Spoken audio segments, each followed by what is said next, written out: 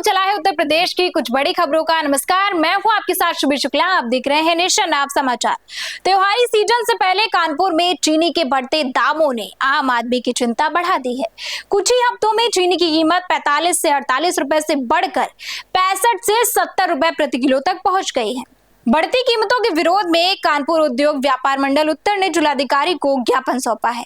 व्यापार मंडल के महामंत्री कृपाशंकर त्रिवेदी ने बताया कि चीनी के दाम बढ़ने से आम उपभोक्ताओं की रसोई का बजट प्रभावित हुआ है।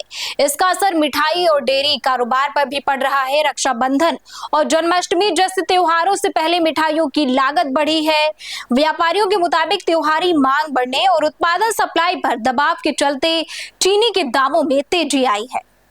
आज हम लोग जिलाधिकारी महोदय को ज्ञापन देने आए हैं कि लगातार चीनी का जो मूल्य बढ़ रहा है उससे आम जनमानस के अंदर एक भय का वातावरण है कि इसका मूल्य कहां तक जाएगा।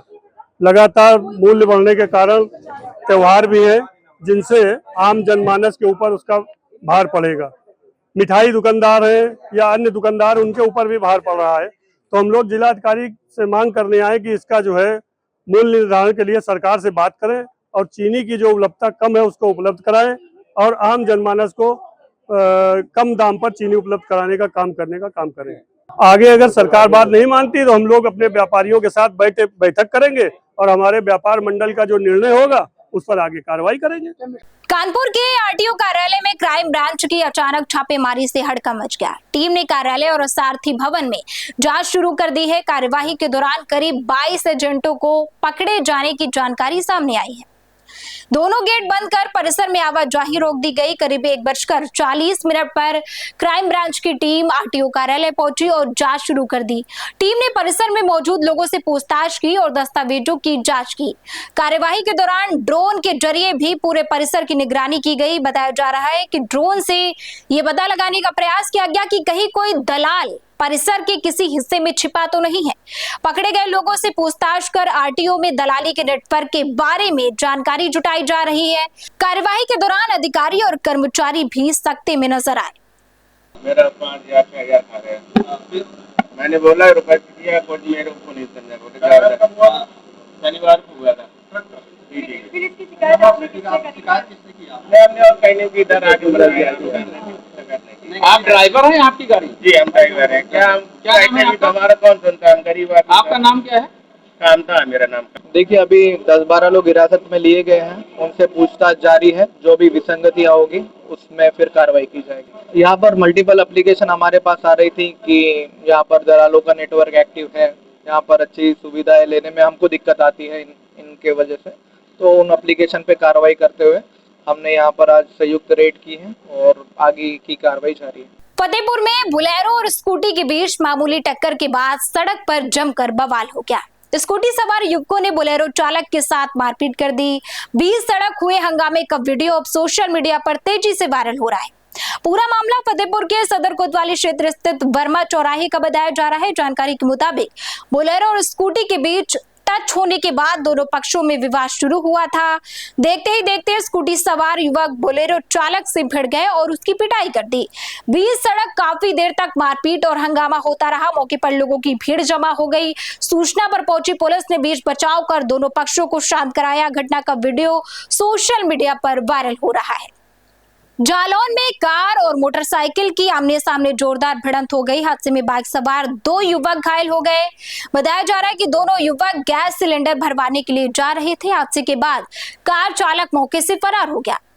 यह हादसा जालौन कोतवाली क्षेत्र के जालौन बंगरा मार्ग पर छैपुला के पास हुआ। कार और बाइक की जोरदार टक्कर के बाद दोनों बाइक सवार घायल हो गए।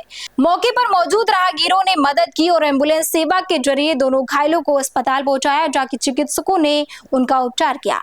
सूचना पर पहुंची पुलिस ने कार को कब्जे में लेकर कोतवाली में खड़ा करा दिया है। वहीं कार चालक मौके से भागने में कामयाब रहा। पुलिस अब मामले की जांच कर रही है। कांग्रेस के यूपी अध्यक्ष अजय राय के अयोध्या दौरे के दौरान आयोजित मछली भात के भोज को लेकर सियासत गर्मा गई है। अब मुख्यमंत्री योगी आदित्यनाथ ने कांग्रेस पर तीखा हमला बोला है। सीएम योगी ने कांग्रेस पर निशाना साधते हुए मुंह में राम बगल में छुरी का तंज कसा है। अजय राय के अयोध्या दौरे के दौरान मछली भात के भोज का आयोजन हुआ था। इसी को लेकर मुख्यमंत्री योगी आदित्यनाथ ने कांग्रेस पर हमला बोला। सीएम योगी ने कहा कि कांग्रेस पार्टी ने बेशर्मी की सारी सीमाएं तोड़ दी हैं। उन्होंने आरोप लगाया कि कांग्रेस के नेता मंदिरों में जाकर भक्ति का ढोंग करते हैं और बाहर आकर मछली खाते हैं। मुख्यमंत्री के बयान के बाद राजनीतिक बयानबाजी तेज हो गई है। अयोध्या में हुए इस भोज को लेकर बीजेपी और कांग्रेस के बीच आरोप प्रत्यारोप का दौर लगातार जारी है। कांग्रेस के लोग केवल विरासत का अपमान ही नहीं करते। कल कांग्रेस के प्रदेश अध्यक्ष का आपने आचरण देखा होगा। हनुमानगढ़ी में दर्शन करने जाते हैं और बाहर जाकर के मछली का दावत उड़ाते हैं, ये राम राम चिल्लाते हैं। बेशर्मी की भी एक सीमा होती है। किसने कहा था फिर मंदिर जाने के लिए? अरे जो खाना था बाहर खा लेते, अयोध्या के बाहर खा लेते, लेकिन उनके कार्यालय में यह है इनका दोहरा आचरण। गिरगिट भी शर्मा जाता है इन लोगों के सामने, तो वो भी शर्मा जाता होगा कि मनुष्य के रूप में हमारी कौन सी ऐसी प्रजाति हो गई है कि जो वहां मंदिर में राम राम चिल्ला रहे हैं, बजरंगबली के सामने दंडवत होने का ढोंग कर रहे हैं, लेकिन बाहर जाकर के मछली की दावत उड़ा रहे हैं। कानपुर में करीब 1 घंटे की तेज बारिश ने स्मार्ट सिटी के दावों पर सवाल खड़े कर दिए। कानपुर दक्षिण के गोविंद नगर इलाके में बारिश के बाद सड़कें और बाजार पानी में डूब गए। जलभराव के चलते स्थानीय लोगों और व्यापारियों को भारी परेशानियों का सामना करना पड़ा। तेज बारिश के बाद गोविंद नगर की सड़कों पर जलभराव की स्थिति बन गई। स्थानीय लोगों ने नगर निगम की जल निकासी व्यवस्था पर सवाल उठाए और नालों की सफाई के साथ स्थायी समाधान की मांग की है। वहीं कांग्रेस नेता विकास अवस्थी ने कार्यकर्ताओं के साथ जलभराव वाली सड़क पर नाव चलाकर विरोध प्रदर्शन किया। इस दौरान नारेबाजी भी की गई। लोगों का कहना है कि बारिश के दौरान इलाके में जलभराव की समस्या लगातार सामने आती है।